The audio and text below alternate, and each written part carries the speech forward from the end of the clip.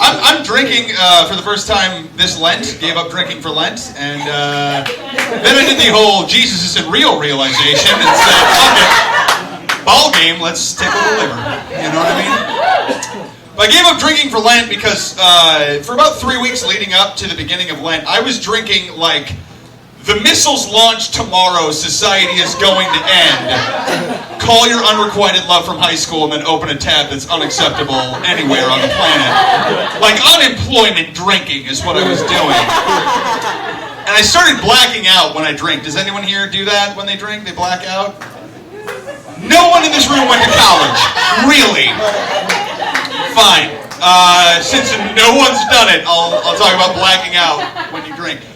Blacking out when you drink is awful. And what's awful about blacking out when you drink is just opening your eyes the next morning after a night of blacking out when you drink and realizing the world of dismay that you've created in your own shitty $600 a month apartment. It looks like Zeppelin came through during the Coda tour and was kicking dicks in all over 1941 West George. Every time I black out when I drink, it's just empty Cheetos bags and wadded Kleenex everywhere. I'm either the most potent son of a bitch alive, or I was crying my fucking eyes out. Neither would surprise me. Newsflash, clothes are gone. All I'm wearing is wool socks and ketchup stains. That's it. I'm naked on my own couch. There's a passive-aggressive note from my roommate written directly on my chest, and it just says, "Hey, let's not leave the stove on." On-demand saved programs menu, that's always uncomfortable. 3 midget porns in a row, and then Not Without My Daughter starring Sally Field. Because sometimes you need a sidecar of drama to be okay with some midget porn. You know what I mean? Worst part about blacking out when you drink, sent text messages. Still in your phone. That is bullshit, AT&T. Fucking, I hate finding out who I've become between 2 a.m. and 4 a.m. in the morning, and why I don't have any friends. I got a voicemail from an ex-girlfriend a couple months ago, and she said, "Brendan, it's Katie. You need to stop writing me text messages at 4 in the morning because I have a boyfriend now, and he gets really jealous." So I opened up my phone and I read the text message that I sent the girl at 4:15 in the morning on a Wednesday. It was one word, all capital letters. America!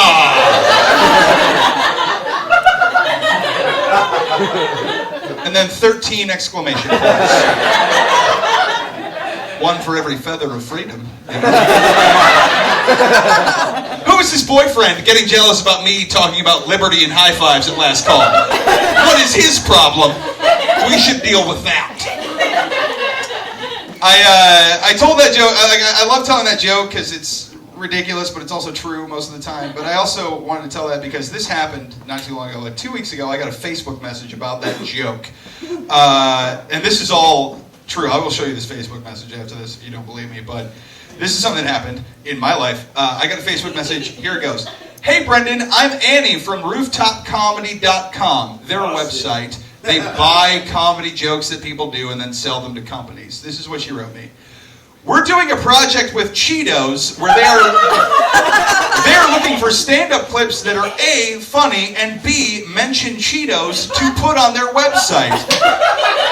For every clip they choose, they will give the comic $200. I saw your midget porn blackout drinking joke.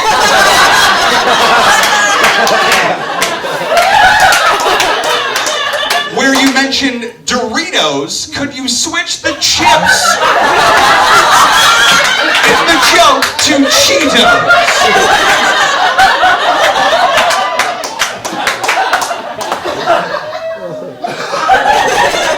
Couple things about that. First thing, my midget porn blackout drinking joke is gonna move Cheetos units? Really? Has Chester changed his spots that much? Is that what's going on? Second thing about it, I got that Facebook. I was like, it was a Monday afternoon, drinking Irish coffee at 3 in the afternoon because that's when I wake up, and that blows up my phone robot. And I open it, I look at it, and I had this bullshit moment of pretentious. I am a fucking artist. You don't tell me what fried chips to reference. Don't even get me started on the sanctity of Cooler Ranch Doritos. So I start writing her this message that opened with, "My words are my weapons."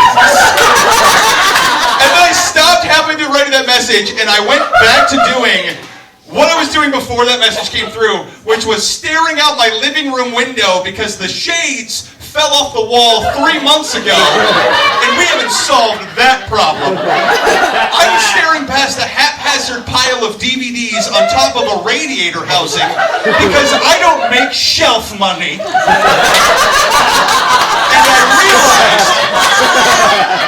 I realized that my fantasy is no longer 2 women at the same time, or Mrs. Hahn, my 7th grade science teacher. My fantasy is now the Fillins Dunbar money truck exploding on the 1900 block of West George so I can run through money rain like a kid in a glass cage at his birthday at Chuck E. Cheese and just grab never having to work again out of the air. That's the only thing I want.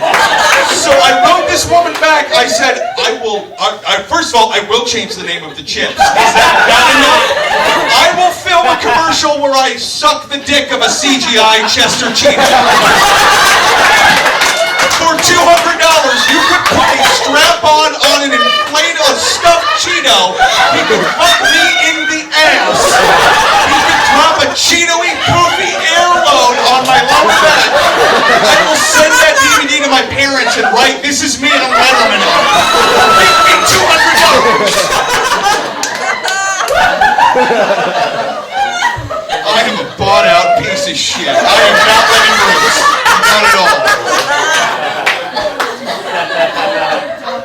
Ricky did mention this. I drive a bus for a living because my life fell apart a long time ago.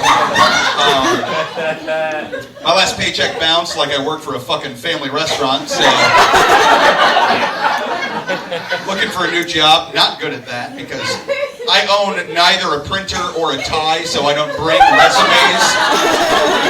Not something. I walk into your place of business and demand applications. And if you don't have them, I walk out indignantly. Good luck, Apple! And walk out of the building.